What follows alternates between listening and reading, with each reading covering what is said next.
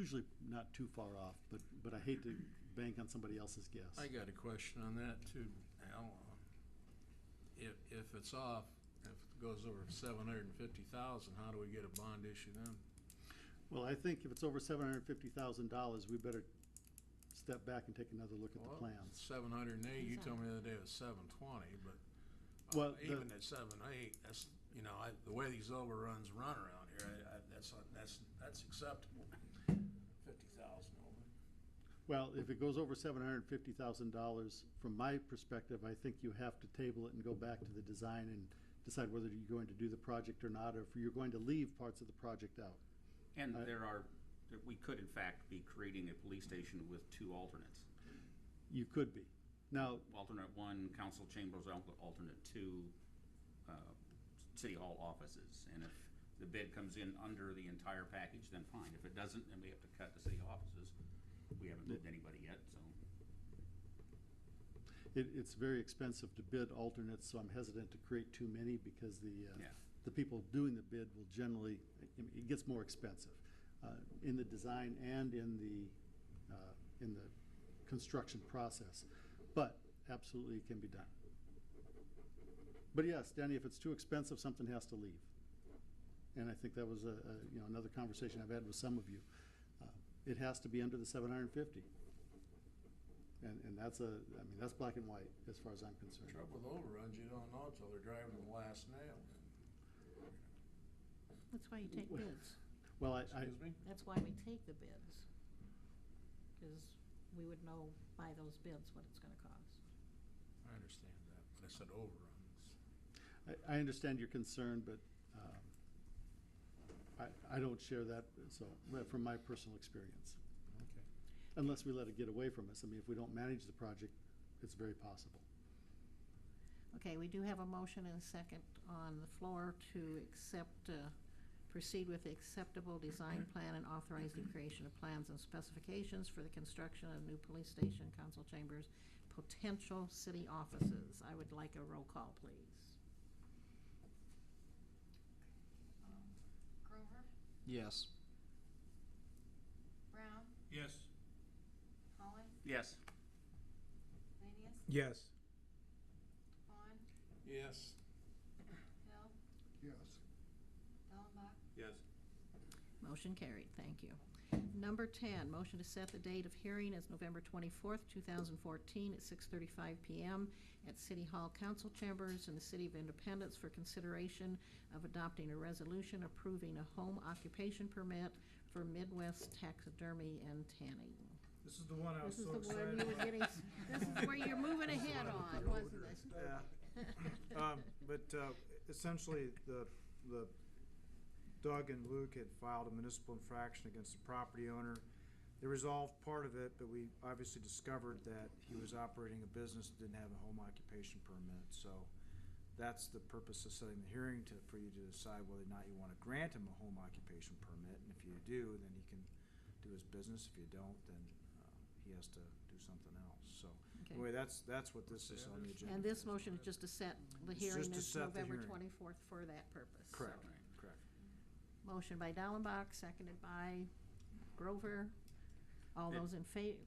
And he's done all, or she, whoever it is, has done all the paperwork necessary and gotten the signatures from neighbors and all that kind of stuff, as I saw in the package. That's what I've been told, and that's what I understand. Yes. But the only thing when I look at what the home occupancy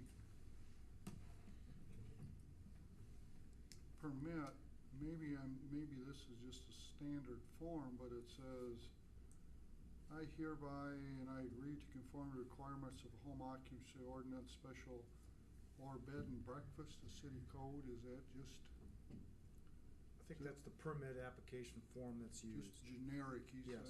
First I read that and I was thinking, Yeah, I don't know if, hopefully the taxidermy won't have a breakfast there.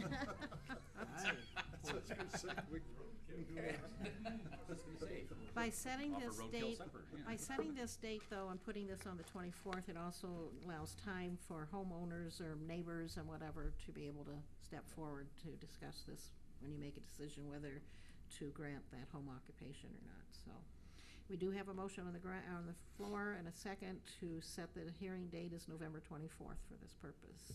All those in favor say aye. Aye. Opposed, the same. Motion carried. Number 11, motion to set the date of hearing as November 24th, 2014 at 6:40 PM in City Hall Council Chambers in the City of Independence for the consideration of adopting an ordinance amending the Code of Ordinances of the City of Independence, Iowa by amending Chapter 40, Public Peace Specification, specifically by adding a section pertaining to excessive noise. So moved. Motion by Holland, seconded by Gallenbach. Any discussion on this one? This is setting the hearing. What are we doing with it? Changing it to what, from what to what? I believe it was on your Dropbox.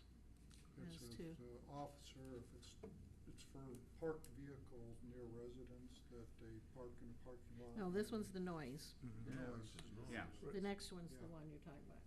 I think yours. No, he's on the right one. He's Just on the right uses one. excessive noise from the vehicle. Yep. Yeah, Right. That's Yeah. it, we That's don't what have it's- anything Oh, on. if they're parked and the noise, oh, okay. That's where the okay. problem's coming in. is Okay, the- or Right. even going down the street sometimes. We're mirroring the Jessup ordinance, and we have, one of our new officers has had experience with the Jessup ordinance and finds it to be real effective, and so we basically just copied that ordinance, and we're presenting it for your review at that public hearing. But this motion is actually just to set that date for that, so. We have a motion and a second. All those in favor say aye. Aye. Opposed, the same. Motion carried.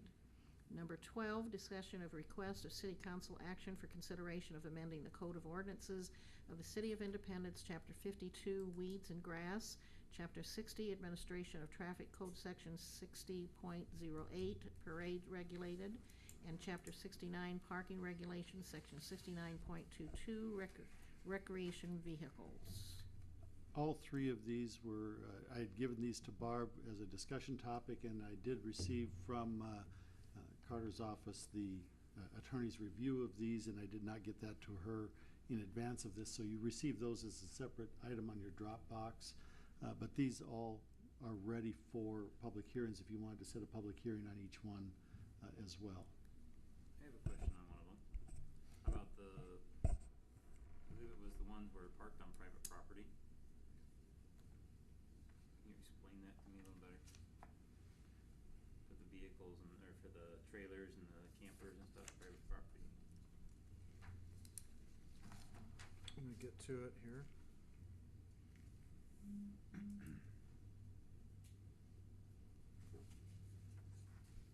That's the one where if they do park it there, they need to put in a cement pad in a certain period of time.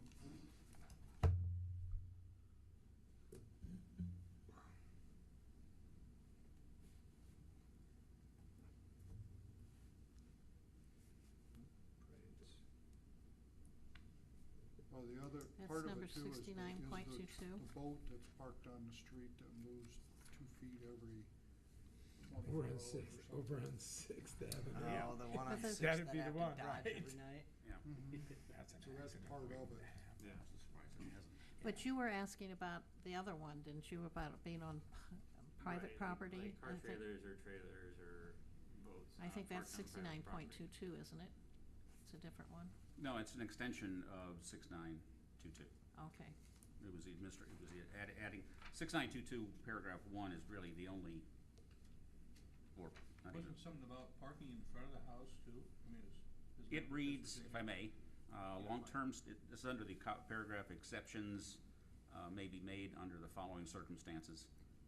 Long-term storage, should circumstances necessitate a boat trailer, car utility trailer, or unoccupied motorhome, travel, or camping trailer to be parked on private property in full view of any public street, avenue, etc., for a period exceeding 24 hours, a special request may be made specifying circumstances for the storage requirement.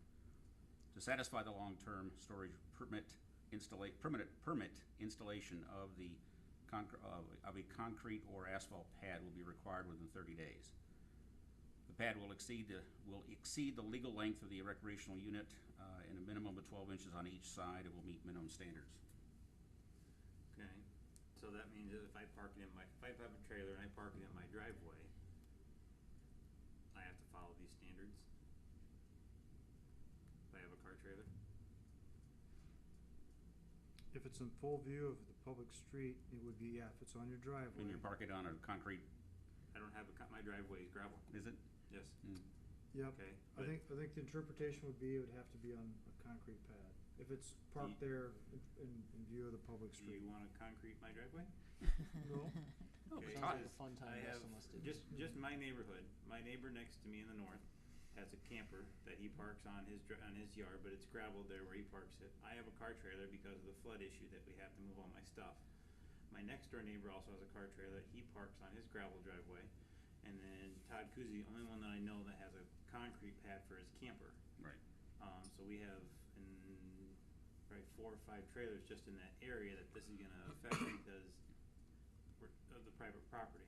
Now, it's not on the roadway, it's not in any issue. I use my trailer quite regularly, other than just the flooding issue of it. It's not in the way of anybody else, and I make sure that it stays off the road. I got one too. So if we keep this to private property, I'm gonna have to